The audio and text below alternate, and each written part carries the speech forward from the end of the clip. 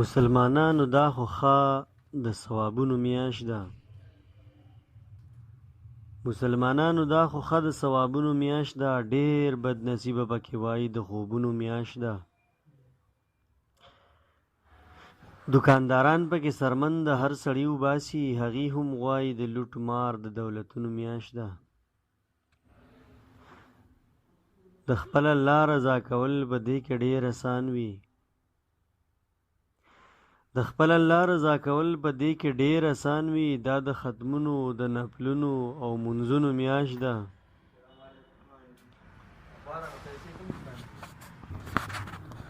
د دوزخونو دروازې وي پکې ټولې بندې. د دوزخونو دروازې وي پکې ټولې بندې. نیک عمل وکړئ پکې دا د جنتونو میاشت ده.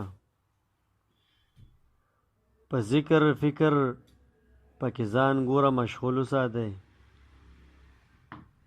په ذکر فکر پکې ځان ګوره مشغول وساتئ. داسې چې ونوایه دا د خوراکونو میاشت ده. په ذکر فکر پکې ځان ګوره مشغول وساتئ. داسې چې ونوایه دا د خوراکونو میاشت ده. بیا ورپسې کارمان وکړو څه پیدا به نه وي.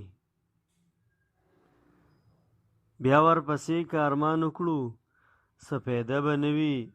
په مختصره زندګۍ کې د کروڑونو میاشت ده.